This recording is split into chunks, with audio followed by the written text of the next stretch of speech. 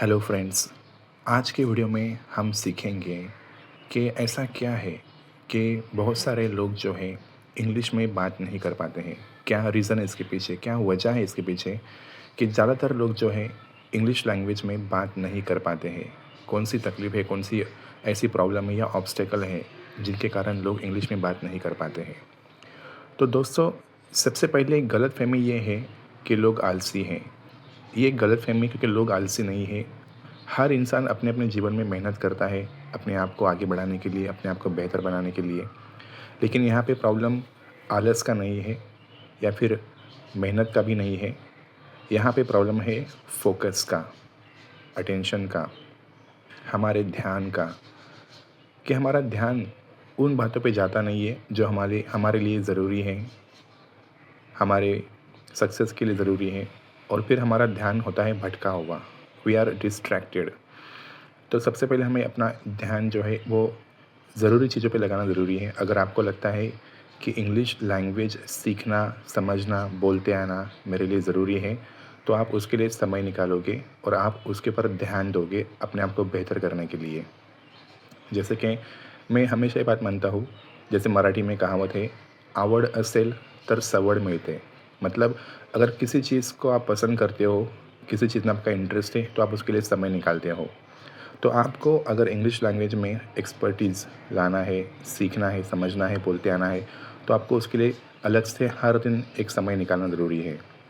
दोस्तों, आपने ये सुना होगा, practice makes a man perfect. तो यहाँ पे हमें प्रैक्टिस करना बहुत ज़रूरी है। बहुत सारे लोग हैं जिनको शब्दों की स्पेलिंग जो है वो याद नहीं रहती हैं, क्योंकि वो उतना प्रैक्टिस नहीं करते हैं, उस पे ध्यान नहीं देते, समझने के लिए फ़ोकस नहीं कर पाते हैं। आपने देखा होगा कि अगर एक मैग्नीफाइंग ग्लास को अगर हम लोग स्थिर पकड़ते हुए कागज़ के ऊपर रखते हैं, तो सूरज की सारी रोशनी जो है वो एक पॉइंट पे अक्यूमुलेट होते हुए उस कागज़ के ऊपर जब स्थिर हो जाती है, तो वो कागज़ को जला देती है। दोस्तों, ये है पावर ऑफ फोकस। अगर वो कागज़ सूरज की रोशनी के सामने डायरेक्टली रखा जाए, तो वो सालों साल वैसे ही पड़ा रहेगा, लेकिन वो कभी नहीं जलेगा। लेकिन जब सूरज की रोशनी एक बिंदु पर केंद्रित की जाती है, तो वो कागज़ को जला देती हैं। ये होता है पावर ऑफ फोकस, ध्यान केंद्रित करने की शक्ति। तो हमें अपना ध्यान, अपनी शक्ति इस बात पे केंद्रित करना ज़रूरी है, with all our focus and attention, कि हम लोग इसको हर दिन प्रैक्टिस करेंगे, इसके स्पेलिंग्स को हर दिन दोहराएँगे।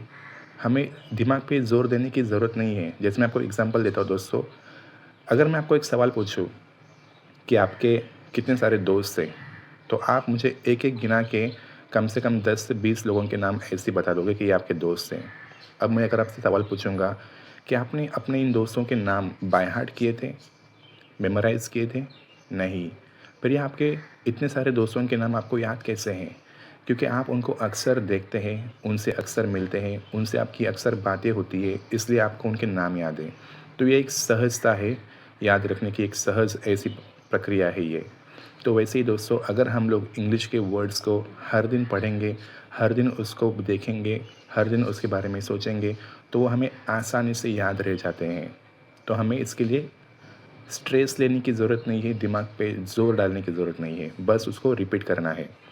आपने ये कहावत भी सुना होगा, repetition is the mother of skill.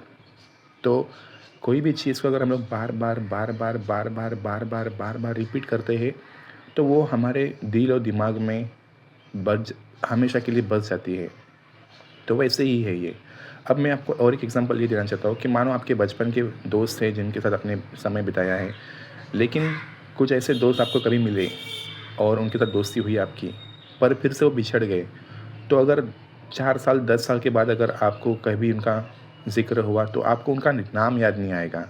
आप कोशिश करोगे, अरे मैं इसको जानता हूँ, पहचानता हूँ, लेकिन नाम याद नहीं आ रहा है, क्योंकि वो आपके परमानेंट मेमोरी में रजिस्टर नहीं हुआ था, क्योंकि उसने आपको उतनी बार आपने उसके नाम को नहीं समझा, उसके उनकी उतनी बार आपने उनके साथ समय नहीं बिताया, जिससे कारण वो दोस्त का नाम आप भूल चुके हो। तो यहाँ पे घूम फिर के बात वापस कहाँ पे आती है? प्रैक्टिस पे। मतलब जितनी बार आप प्रैक्टिस करते हो, जितनी बार आप उस नाम को समझते हो, देखते हो, जानते हो, उतनी बार वो तुम्हारे परमानेंट मेमोरी में फ़िक्स हो जाता है। तो दोस्तों, ये आज की वीडियो में मेरा मेन कंसर्न ये था कि आपको फ़ोकस, अटेंशन, प्रैक्टिस और रिपिटेशन करना ज़रूरी है और फिर आप सहजता से इंग्लिश लैंग्वेज को सीख सकते हो, बोल सकते हो, समझ सकते हो। आशा करता हूँ आपको इस वीडियो से कुछ नया सीखने मिला होगा।